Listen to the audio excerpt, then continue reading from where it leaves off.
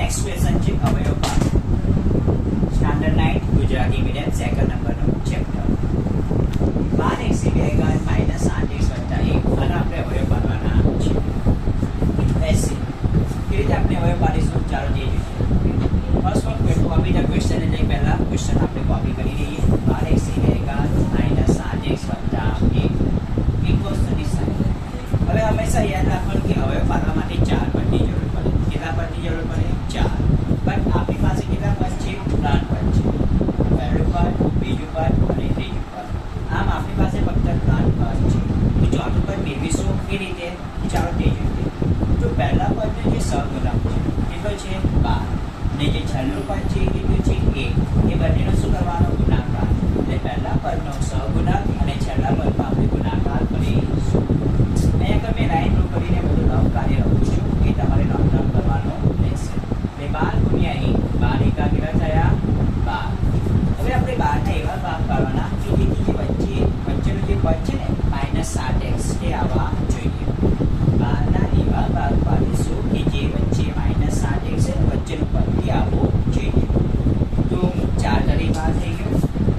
ગુણાકાર 12 થવો જોઈએ અને સરવાળો કે બાદબાકી શું થવું જોઈએ? -8x. આપણે કેવી રીતે લખીશું? -4x - 3x ઇક્વલ ટુ કેટલા થયા? -7x. Repeat again. 12x ની ઘાત -8x વત્તા 1 છે. આપણે હવે પાડવામાંથી 4 પદની જરૂર પડશે પરંતુ આપણી પાસે ફક્ત 3 પદ છે. તો આપણે ચોથું પદ કેવી રીતે મેળવીશું? તો પહેલા પદનો સહગુણક 12 અને જે છેલ્લું પદ છે 1 એ બંનેનો ગુણાકાર કરીશું. 12 એકા 12. 12 ને એવા ભાગ પાડવાના છે કે જેથી વચ્ચેનું જે પદ -8x છે તે આવવા જોઈએ. -8x આવવા માટે શું કરીશું? 4 તરી 12 થયા. -4x - 3 ઇક્વલ્સ ટુ કેટલા થાય? -7x. સરવાળા બાદબાકીના નિયમ. જો બે સંખ્યા ઋણ હોય તો સરવાળો કરી ચિહ્ન ઋણનું. એટલે 4 ને 3 7. પણ કેવા 7? -7. ઓકે. સો 12x ની બે ઘાત એવા ને એવા. આ -7x છે ને તમે અહીંયા જોઈ શકો છો. -7x ઇક્વલ્સ શું આપ્યું છે? -4x - 3x. મીન્સ આપણે આ -7x ની જગ્યાએ -4x - 3x મૂકવા પડશે. અહીંયા હું લખી રહ્યો છું -4x - 3x અને આ બધા એક એઝ ઇટ ઇઝ એવા ને એવા રહેશે. એમાં કોઈ ચેન્જીસ થશે નહીં. હવે તમે જોઈ શકો છો 4 પણ તૈયાર થઈ ગયા આપણી પાસે. પહેલું, બીજું, ત્રીજું અને ચોથું. તો પહેલાના જે 2 પદ છે એની એક આપણે પેર તૈયાર કરીશું અને બાકીના 2 પદની આપણે બીજી પેર તૈયાર કરીશું. હવે પહેલામાંથી આપણે કોમન એટલે કે સામાન્ય કરીશું અને છેલ્લા જે 2 પદ છે એમાંથી આપણે સામાન્ય કરીશું. તો કેવી રીતે સોલ્વ થશે? Let's see. તો 12x ની 2 ઘાત છે. 12x ની 2 ઘાતની જગ્યાએ હું તમને એકદમ ડિટેલ્સમાં એ રીતે અવયવ પાડવાના કેવી રીતે તમારે સામાન્ય કરવાનું છે હું તમને સમજાવું. તો 12x ની 2 ઘાત છે એની જગ્યાએ હું લખું છું 4 તરી 12 અને x ની 2 ઘાતની જગ્યાએ હું લખું છું x ગુણ્યા x લખું છું. શું લખું છું? x ગુણ્યા x. અને આ જે -4x છે ત્યાં 4x એની જગ્યાએ લખું છું 4 ગુણ્યા x મેં લખી દીધા.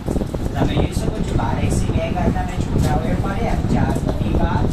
x ની 2 ઘાતની જગ્યાએ લખ્યા મેં x ગુણ્યા x. 4x ની જગ્યાએ મેં લખ્યા 4 ગુણ્યા x. હવે તમારે આમાં જોવાનું છે કે આ બંનેમાંથી શું કોમન નીકળી શકશે. તો દેખો 4 અહીંયા પણ છે અહીંયા પણ છે એટલે 4 કોમન કાઢીએ. બીજું શું સામાન્ય છે? તો x પણ છે અને x પણ છે. આપણે x કોમન કાઢીએ તો કૌંસમાં શું વધશે આપણી પાસે? દેખો 3 ગુણ્યા x એટલે શું વધ્યા? 3x. ઠીક છે. હવે અહીંયા તમે આવી જાઓ. વચ્ચે કયું ચિહ્ન છે? માઇનસ. તો આપણે અહીંયા મૂકીશું માઇનસ. બીજું આમાં કશું વધ્યું છે?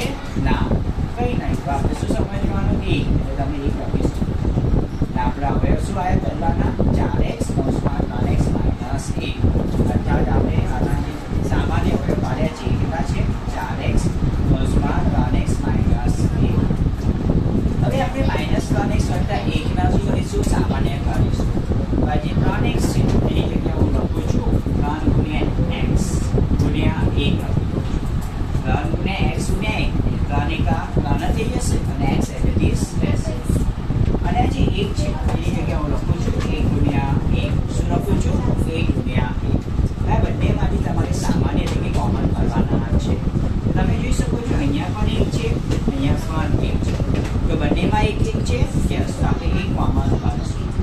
અહીં ખાસ ધ્યાન આપવાનું છે, અહીંયા આગળ માઇનસ ચિહ્ન છે. તે પહેલા આપણે માઇનસ ચિહ્ન બહાર કોમન કરીશું. શું કરીશું? માઇનસ ચિહ્ન બહાર કોમન કરીશું. અને 1. તો કૌંસમાં શું વધશે? તમે જોઈ શકો છો 3 ગુણ્યા x. શું વધ્યું? 3 ગુણ્યા x એટલે 3x. અને જ્યારે માઇનસ ચિહ્ન કોમન કર્યું ને તો અંદરનું ચિહ્ન બદલાઈ જાય. એટલે પ્લસની જગ્યાએ આપણે શું થઈ જશે? માઇનસ થઈ જશે. શું હશે? માઇનસ. અને 1 આ એવાને એવા અને 1 એઝ ઇટ ઇઝ એવાને એવા. તો શું આવ્યું? 3x minus 1. શું આવ્યું? 3x minus 1. ઠીક છે. હવે બીજો નિયમ તમારે ધ્યાન રાખો કે જ્યારે પણ તમે અવયવ પાડો ત્યારે કૌંસમાંના આપેલા બંને પદ કેવા હોય? એ સમાન હોવા જોઈએ. એટલે કે 3x માઇનસ 1 જો અહીંયા આવતા હોય તો બીજા નંબરનો જે કૌંસ છે એમાં પણ 3x માઇનસ 1 આવવા જોઈએ. જો ભૂલે ચૂકે અહીંયા પર પ્લસ આવે કે પછી અહીંયા તો એની જગ્યાએ 2 થઈ જાય, જો સેમ ન હોય બંને કૌંસ, તો એનો મતલબ એવો કે તમારી જે અવયવીકરણની જે રીત છે એમાં તમે કંઈક ને કંઈક જગ્યાએ ભૂલ કરી હશે. એટલે તમારા બે કૌંસ સમાન આવ્યા નહીં. આ એક કન્ફર્મેશન છે. ઠીક છે ને? સો આપણે અવયવ થશે 3x માઇનસ 1 અને બીજો અવયવ શું થશે? 4x minus 1. શું થશે? 4x minus.